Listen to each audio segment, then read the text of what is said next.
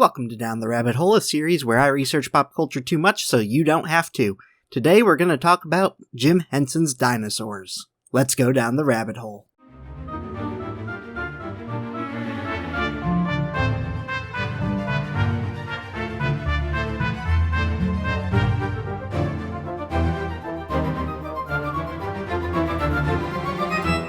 Jim began working on Dinosaurs in 1986, working with illustrator William Stout, originally a film called The Natural History Project, canceled when Land Before Time went into production, when he began working with puppet designer Kirk Thatcher. Jim passed away in 1990, a year before the show went into production in 1991.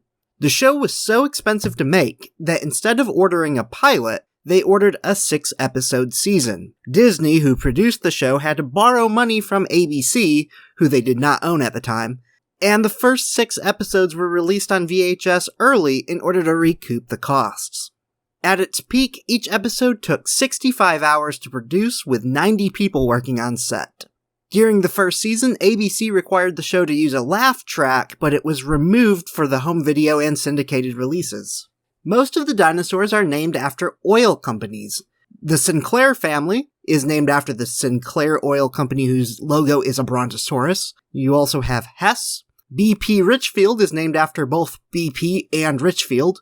And the mother-in-law is named after Ethel and Phillips. However, the baby's name is Baby Sinclair, not actually named until the end of the second season, when the council temporarily names him, I'm dying, you idiot.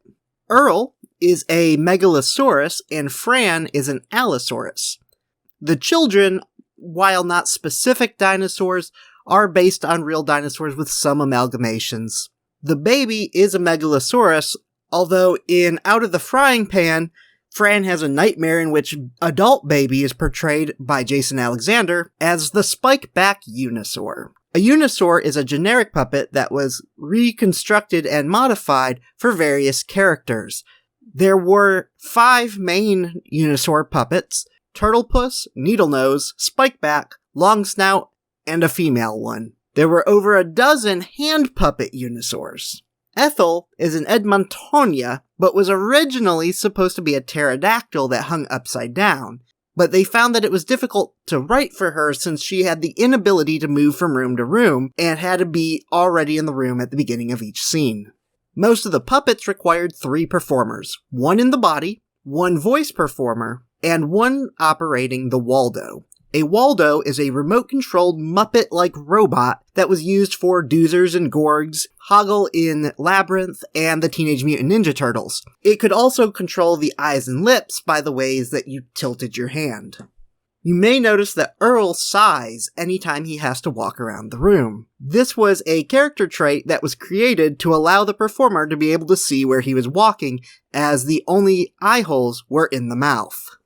Baby Sinclair was performed and voiced by Kevin Clash, who originated Elmo. The series was cancelled midway through the 4th season, with 7 unaired episodes, airing the episode Changing Nature early as the finale. While the series dealt with many controversial topics, Changing Nature is considered by many to be the darkest finale in sitcom history. In it, the We Say So Company paved over the breeding grounds of an endangered beetle. To bring the beetles back to the swamp breeding grounds, they drop explosives in volcanoes to create clouds to make it rain, instead causing a nuclear winter, bringing on an ice age. That's it for this episode. Our theme music is Danse Macabre, Busy Strings by Kevin MacLeod. You can view the video version of this podcast 1 week later at youtube.com/Bckwrdbbq. That's Bckwrdbbq. You can also check out my other podcast, Spew, Spectrum People Enjoying Wizardry, a Harry Potter Autism podcast, anywhere podcasts are found. Namaste.